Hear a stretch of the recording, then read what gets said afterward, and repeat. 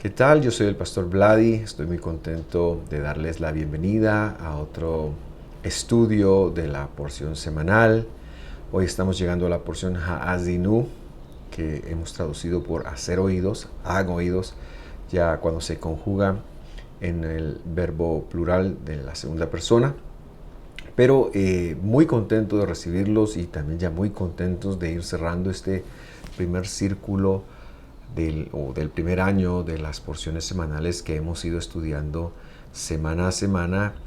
Y bueno, ya hoy veremos la penúltima porción. La próxima semana estaremos leyendo los últimos capítulos de Deuteronomio para empezar una nueva vuelta alrededor de las porciones y así ir indagando, ir creciendo e ir cumpliendo el mandamiento apostólico de Hechos capítulo 15, en el cual nosotros los gentiles teníamos que conocer la palabra de Dios desde la perspectiva mesiánica, es decir, desde el Evangelio, desde Jesús. Vamos a hacer una oración y yo quiero invitarle para que usted se una conmigo en esta plegaria para que juntos podamos pedir la sabiduría de Dios. Señor, te damos muchas gracias. Llegamos hasta acá con mucho deseo por estudiar tu escritura, por conocer tu palabra, por entenderte a través de ella, por profundizar un poquito más semana a semana. Pedimos que este servidor tuyo pueda expresarse de una manera en la cual sea claro, sea conciso, pero que jamás agregue o quite algo que está escrito y que esto pueda ser transmitido y conectado por cada uno de los que hoy nos están sintonizando, de los que están viendo este video. Lo pedimos, Señor, en el nombre de Jesús. Amén y amén.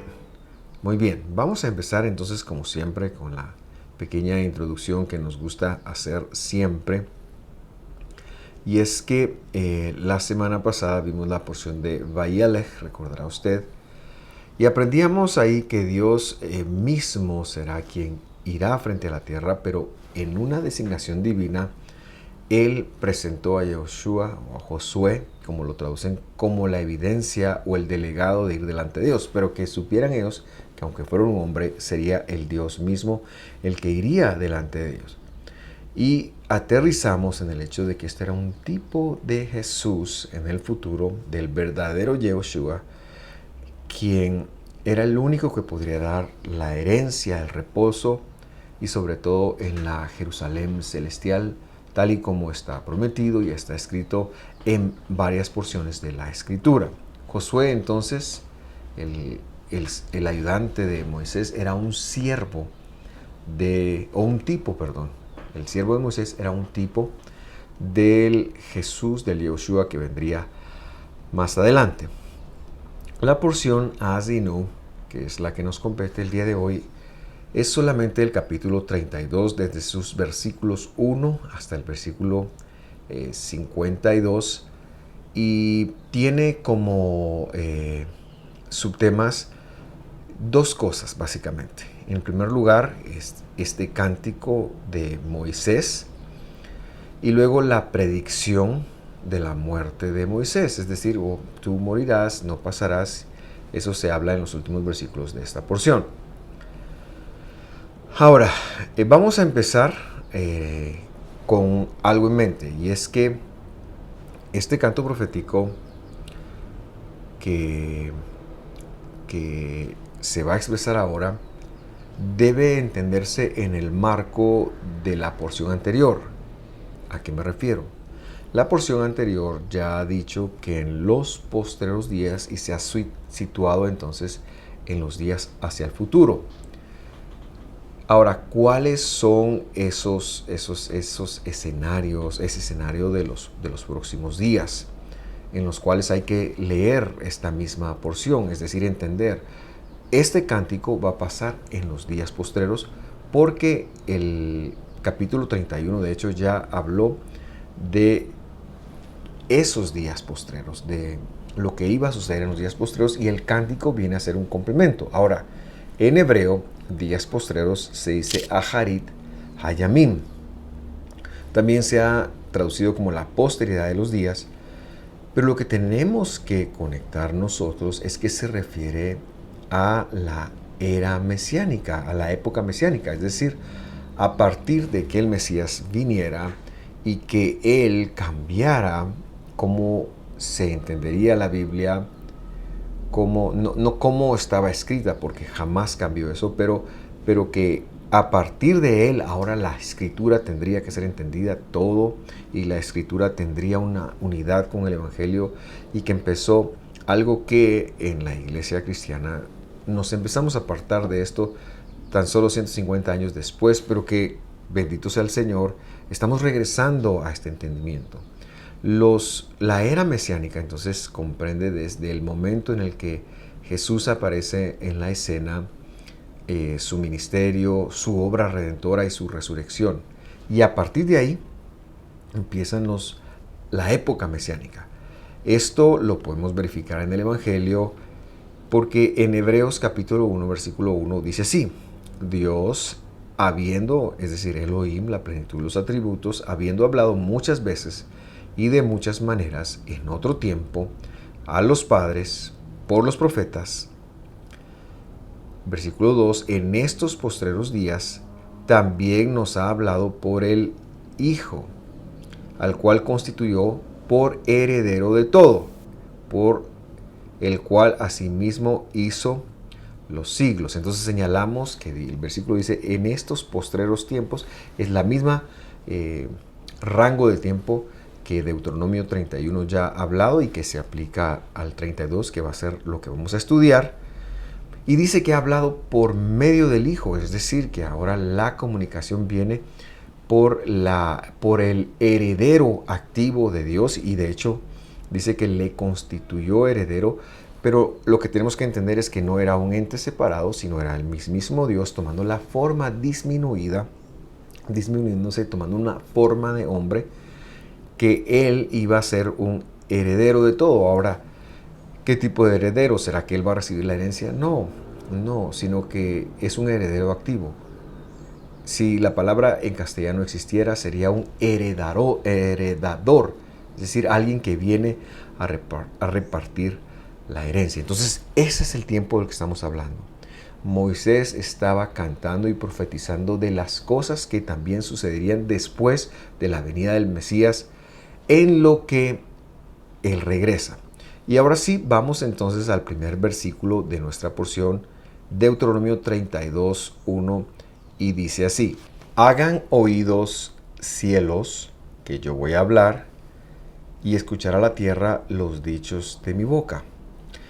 Moisés está ya diciéndonos que ahora toda la creación, los cielos, que tienen que hacer oídos, es una forma muy pedagógica, muy ilustrativa de hablar, es una forma muy demostrativa de que los cielos y la tierra tienen que oír, tienen que escuchar, y a eso se refiere este nombre Azinu, que es un causativo, es decir, la palabra de Dios está causando que ellos abran sus oídos, todo lo que está en el mundo espiritual, pero también todo lo que está en el mundo físico, y vamos a escuchar los dichos de la boca del Señor. Es decir, toda la creación será partícipe, tanto como fue del efecto del pecado cuando vino la fundación del mundo. Y recordamos que la fundación del mundo es ese lapso de tiempo en donde, cuando el hombre peca, Dios tiene que adecuar y someter la creación a la vanidad para que la criatura que ha pecado es un espacio de misericordia para los humanos. Y entonces la creación es sometida a la vanidad para que venga la redención del hombre en un plan que Dios ha ideado y que se va a llevar a cabo, porque Él es bueno y porque Él es misericordioso. Y entonces Él está aquí diciendo, desde este momento, ustedes, la creación, escucharon cómo es que esto se dio, ustedes fueron sujetos a vanidad. Ahora vamos a escuchar la palabra de Dios en las buenas, porque recordamos que en los días postreros, el Aharit Hayamim, la posteridad de los días, tiene que ver entonces con la redención, tiene que ver que ya ha venido el Mesías, ya hay una época, ya empezó la redención de la humanidad. Sigamos leyendo, versículo 2, dice así: se derramará como la lluvia mi enseñanza, y goteará como el rocío mi dicho, como los cabritos sobre la hierba y como los aguaceros del pasto.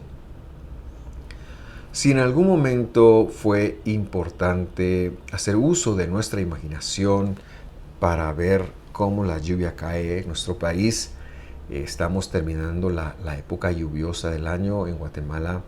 Estamos en los trópicos y acá nuestra temporada de lluvia empieza en el mes de mayo y va terminando a finales de octubre.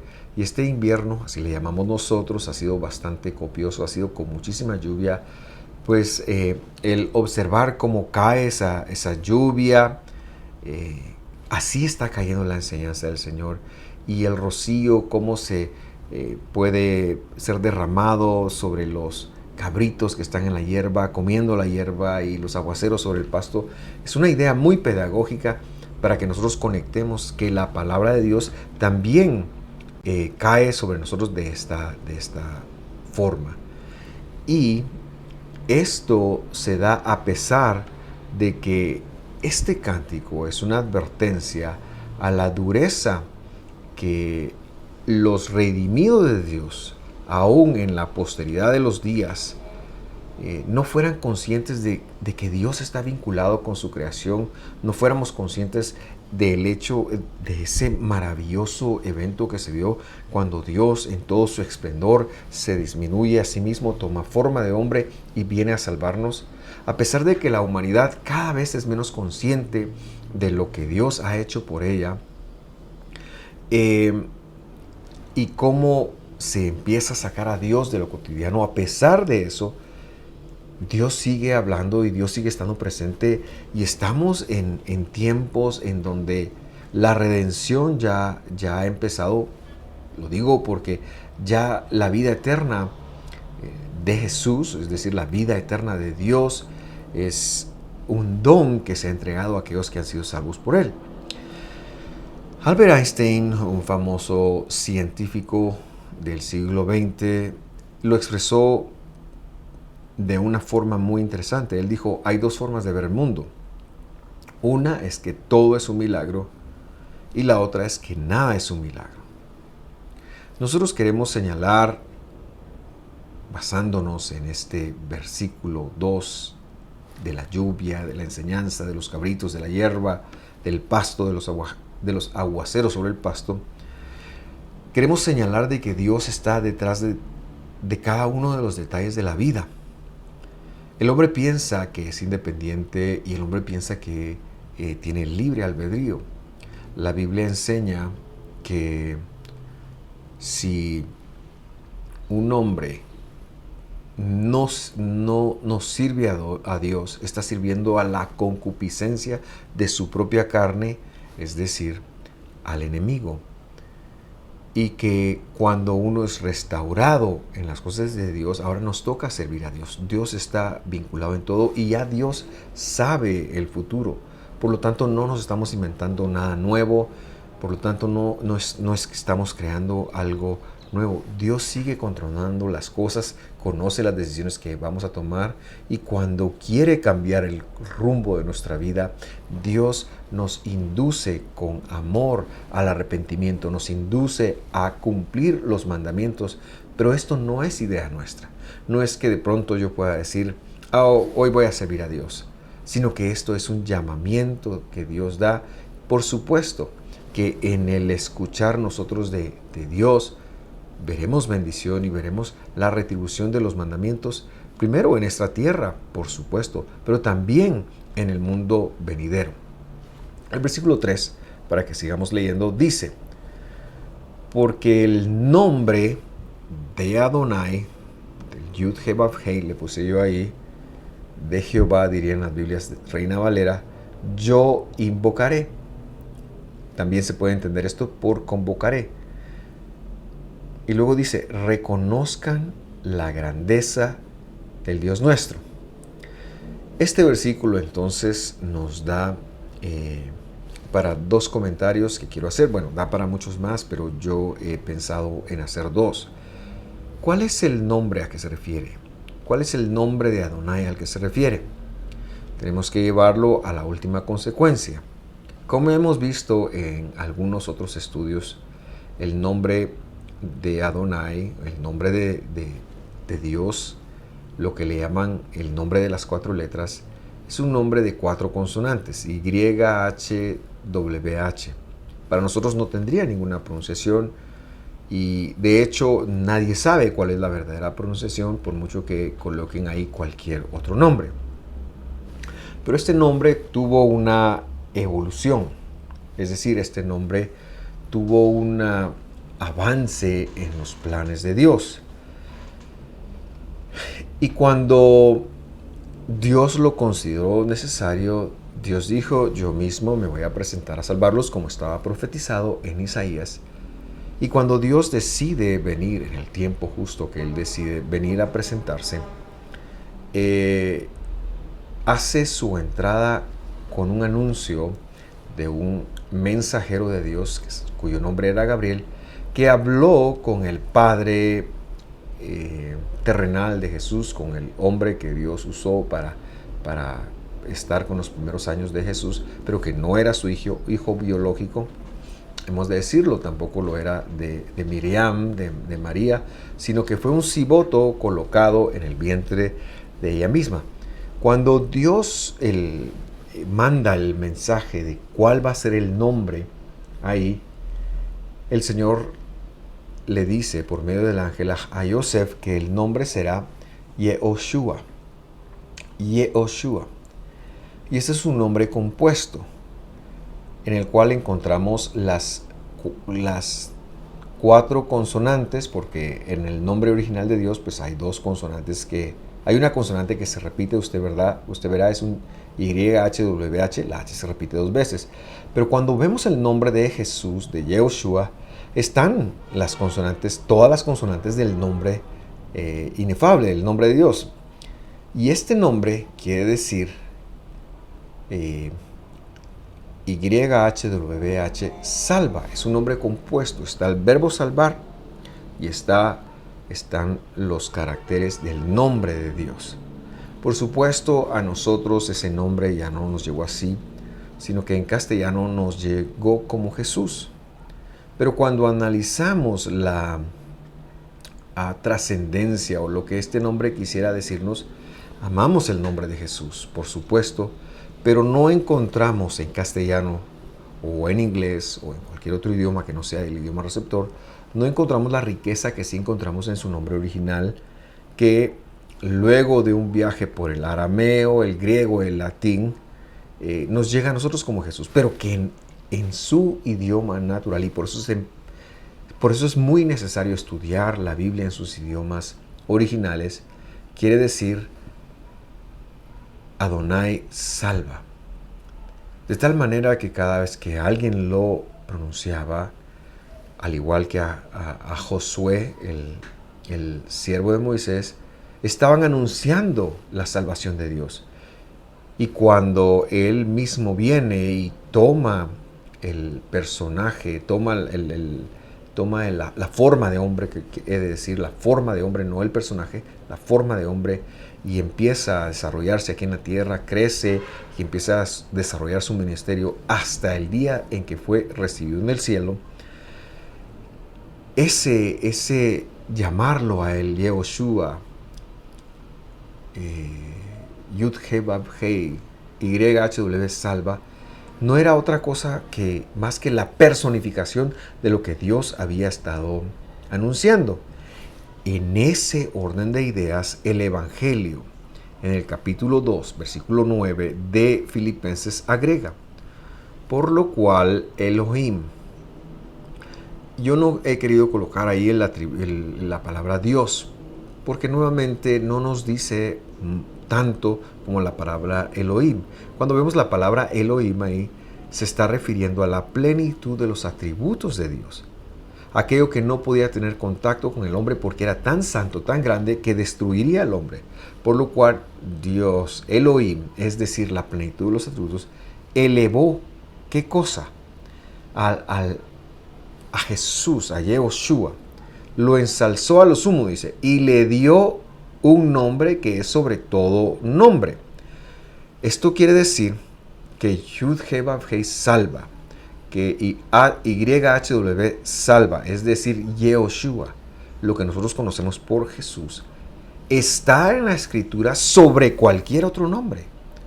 Por eso es que Él enseñó a orar en ese nombre, porque no hay otro nombre bajo el cual nosotros podamos ser salvos. Y no estaba refiriéndose Él a otras deidades.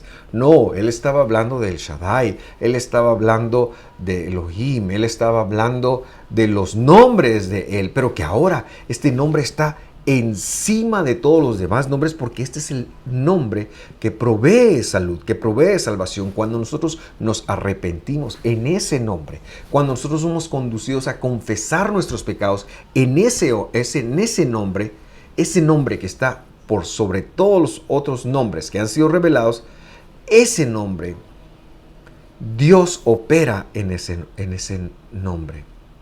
Así que cuando Moisés en el versículo 3 dice, y yo invocaré el nombre de Adonai, el nombre del Yud-He-Vav-He, es una profecía, y nosotros debiéramos de relacionarlo con que se refiere al nombre de Yehoshua, al nombre de Jesús, el nombre que será sobre todo nombre. El otro comentario que quisiera hacer con respecto del versículo 3 tiene que ver con lo que el versículo termina diciendo. Aquí dice, reconozcan la grandeza del Dios nuestro. ¿Y a qué se refiere? Yo solamente puedo pensar que es el Todopoderoso, que es el Creador del universo, que es el omnipotente, que es el omnipresente, que tiene todos los atributos, muchos de ellos que no podemos llegar a comprender con nuestra mente finita, pero que a la misma vez está detrás de cada detalle importante que sucede en esta creación, que sigue vinculado a su creación, que aunque la muerte entró en esta creación, Él sigue empeñado en la salvación, Él sigue salvando, Él sigue rescatando, Él sigue con la intención de poblar la Jerusalén celestial. Pero a la misma vez, Dios no es ausente de tu vida, de mi vida. Sigue teniendo el cuidado de tu vida. Y que todas las cosas que suceden en tu vida pueden conducirte al bien. El bien es Él. Todas las cosas ayudan al bien, y el bien es Dios, es Jesús, a los que aman a Dios. Él sigue empeñado en estar vinculado en tu vida. Por supuesto, muchas otras cosas que podríamos señalar, pero que no se te olvide, no creas esa mentira de que Dios se ha olvidado. ¿Dónde estaba Dios en medio de mis sufrimientos? ¿Dónde estaba Dios en medio? Dios estaba contigo. Dios estaba contigo, como lo estuvo con Miriam y Marta cuando murió su hermano, llorando con ellos, acompañándoles. Dios estaba con ellos, pero también estaba ahí para traer vida. Ese es el Dios que tenemos. Ese es nuestro Dios, que es todopoderoso, pero a la vez está vinculado en su creación. No nos olvidemos de eso. Y por mucho que pretendamos conocerlo, no estamos ni para darle órdenes, no estamos ni para faltar el respeto, sino que cada vez que nos expresemos de Jesús, deberíamos de hacerlo con el respeto más grande. Su majestad, el Mesías, el Rey de Reyes, el Señor de Señores. A Él toda la gloria y toda la honra por los siglos de los siglos. Amén. La próxima semana terminaremos la lectura del Pentateuco, de la Torá del Señor, con la porción de Besot HaBraha, que eso está en Devarim, es decir, Deuteronomio, sus últimos 2 capítulos, tanto el capítulo 33 como el capítulo 34. Antes de despedirnos, yo lo invito a entrar a nuestro canal, a sintonizarnos, a ser partícipe de esto, a seguir participando de los estudios de la tarde en los cuales estamos viendo las citas y atender a la invitación de acompañarnos en estas varias reuniones. No se olvide, dése una pasadita por YouTube youtube.com/Visión de FEMISCO y suscríbase a ese canal, suscríbase y active las notificaciones para que cuando tengamos un estudio le llegue en vivo, ya que es la única de las redes, de los canales que usamos nosotros que nos permite que cada vez que publiquemos algo se lo haga saber. Que Dios lo bendiga, un fuerte abrazo, hasta la próxima semana, nos vemos.